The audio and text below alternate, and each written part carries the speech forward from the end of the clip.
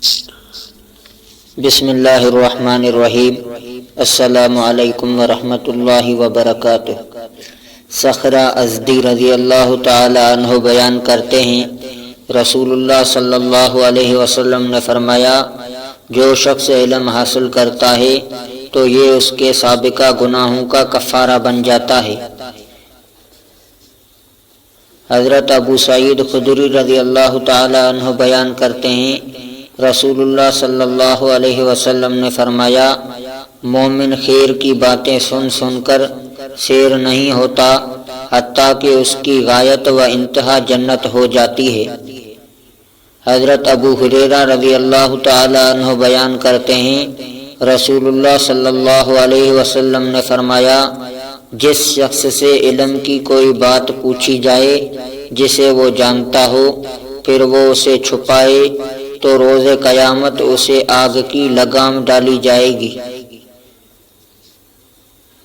حضرت کعب بن مالک رضی اللہ تعالی عنہ بیان کرتے ہیں،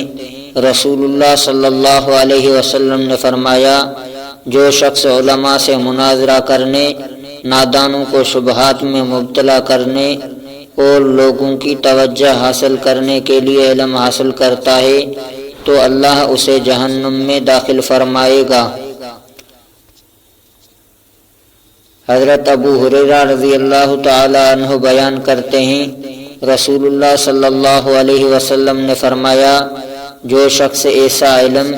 جس کے ذریعے اللہ کی رضامندی حاصل کی جاتی ہے،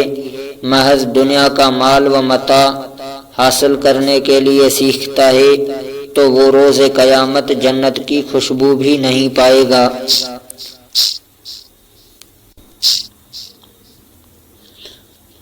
حضرت ابن مسعود رضی اللہ تعالی عنہما بیان کرتے ہیں، رسول اللہ صلی اللہ علیہ وسلم نے فرمایا، اللہ اس شخص کے چہرے کو تر و تازہ رکھے جس نے میری حدیث کو سنا، اسے یاد کیا، اس کی حفاظت کی اور پھر اسے آگے بیان کیا۔ بسا اوقات اہل علم فقیہ نہیں ہوتے اور بسا اوقات فقیہ اپنے سے زیادہ فقیہ تک بات پہنچا دیتا ہے۔ تین خصلتیں ایسی ہیں جن کے بارے میں مسلمان کا دل خیانت نہیں کرتا: عمل خالص اللہ کی رضا کے لیے ہو، مسلمانوں کے لیے خیر خواہی ہو اور ان کی جماعت کے ساتھ لگے رہنا، کیونکہ ان کی دعوت انہیں سب طرف سے گھیر لے گی، حفاظت کرے گی۔